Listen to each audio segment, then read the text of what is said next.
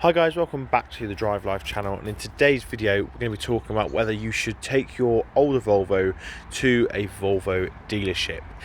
Now, given my previous experiences with Volvo dealerships, you can forgive me for thinking perhaps that this video could be very one-sided, but I've tried to be as open and honest as I can, and this is obviously all based on my own opinion anyway. So yeah, let's get into it. So this is my 12-year-old Volvo S80 D5. It's a car that I bought at auction last year. It's just ticked over 95,000 miles, and it is just a lovely car to own.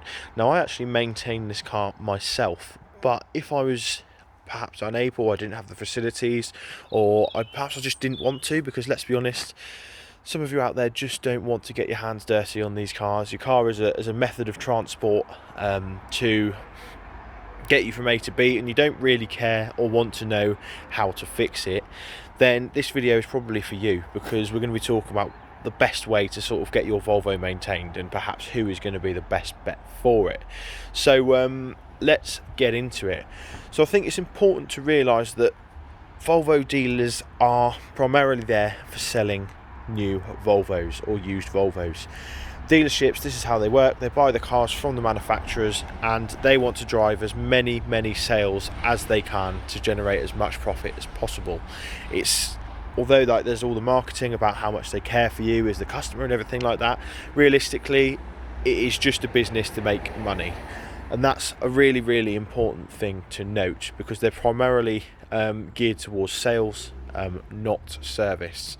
So when it comes to maintaining older Volvos, they tend not to be as interested compared to if you were buying a new Volvo. And I actually had this explained to me by a Volvo sales manager himself, who said that if it was a new Volvo, we would be more interested. So it's, yeah, an interesting conundrum to come across, and that means you don't necessarily get the best price servicing or anything like that. In fact, you'll probably pay 20 to 30% more than taking it to a good Volvo specialist. And to be honest guys, that's going to be my recommendation. If you don't want to do anything yourself, take it to a Volvo specialist, because these guys, first of all, they care, they're interested in the cars, they're not just bothered about making the money to sell new cars, etc.